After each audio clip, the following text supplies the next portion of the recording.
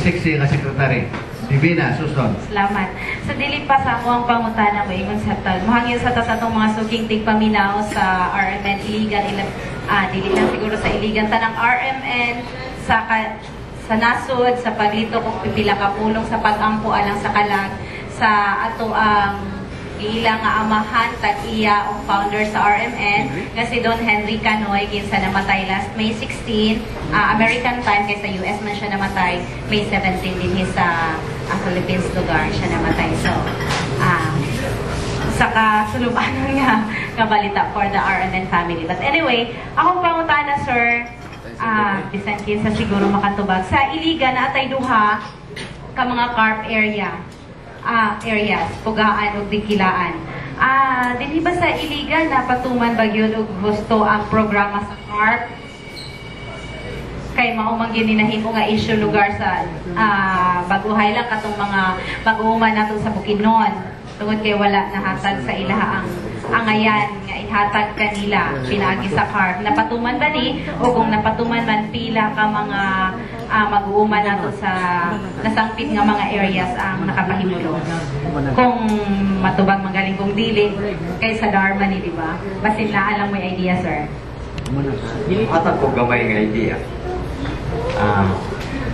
doon natin doon ka carp area ang pugaan ng dikilaan. When we talk about program implementation, ako na silang itutukan. Gani ang Dar Star CM na ay mga programa anak nila. Ang barangay pugaan lang, nakadawat ka ng how many millions in terms of agricultural material. No? Sama sa fertilizers, doon chemicals, sa pagtanong of vegetables, napagaling panghatag sila dito ng mga karabaw. Ang barangay Tikilaan adunay plantation dito sa durian o sa kanyang lakatan na saging. Puro na sila mga carp area diin ang atong programa pag-implementar permanente. Now, kung istorya kita sa kining pag-implementar sa carp program murag gamay na akong ibawan. For example, voluntary offer to sale sa mga yuta din na proseso man. Sinoon lugay pero i-proseso. Visit fact do na may mga dako nga yuta din na nga ilan ang BOS voluntary offer to sale ang iyang mga yuta. Kamay sa kining pag-transfer mga sa titulo, well na po ko ang gamay nga naay mga titulo nga naabot na dito sa kamot sa tuang mga maguma diin kanang yuta murag temporarily ilan ang ipanag-iya hangtod nga ilang mabayran tanan kay bayran man na nila sa bangko ang yuta mintras dili pa nila mahurot pagbayad ang yuta then kana siya dili pa gyud nila na mahuli nga ang bahin sa carp na idwa ka po kung makover ka sa carp. Isa is voluntary. Ikadua is carp covered niya siya. I-allowed ang individual sa tuwa na makaluna o kung retention niya, kung kasabot retention, ikan sa imo ma-retain ang imo 5 hectares.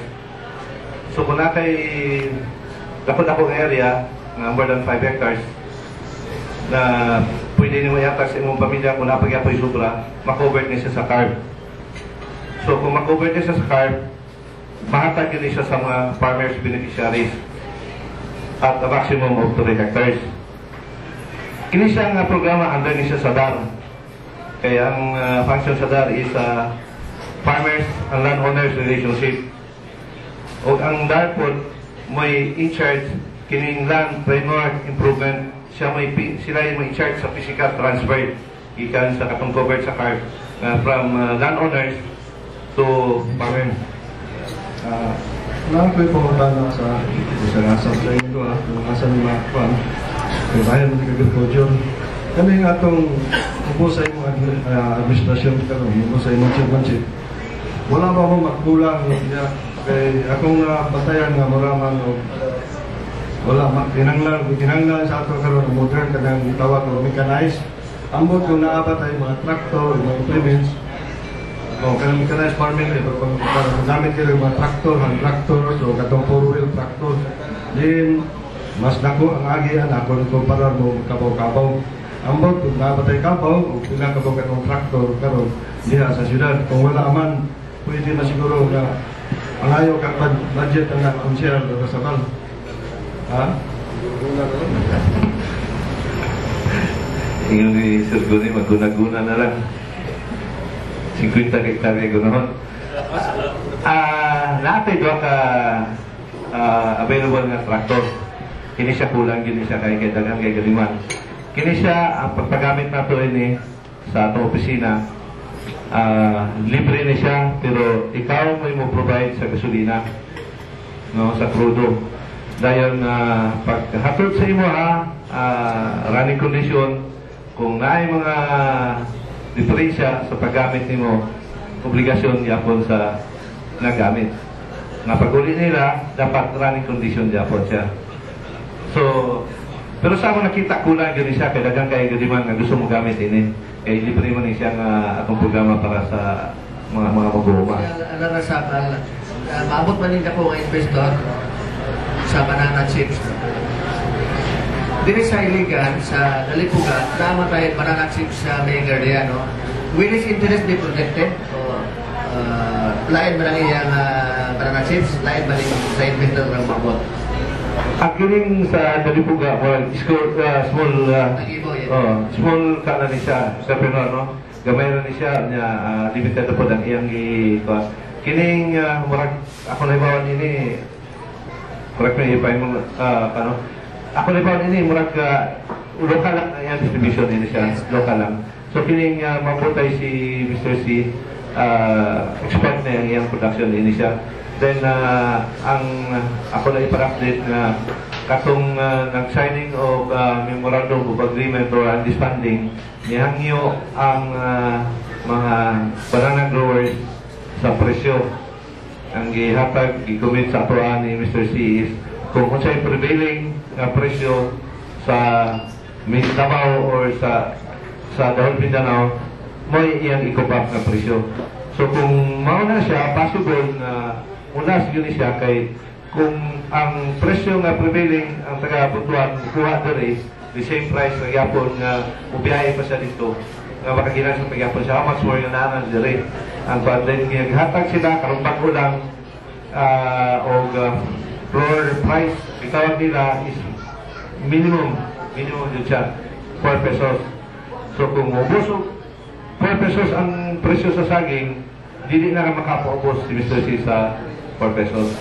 Muna lang kita dire, Bandilyo sa Lanao Press Club Incorporated diya si Panoy Gatya, si John Billy, si Irma Pusa sa kamera, Sale Mariliano, Mike Gonzalez, si Sir Padilla, atong presidente, ang atong sekretary, si Divina Suson, Frank Prostos, si Jane Garcia, Tito Abdel sa Lanao Mail of kani si Connie Loble, atong hatagan ang atong mga dinapit o ilang mga party statements. Unahon na to si Mr. Octavius Molo sa atong City Agriculture's Office.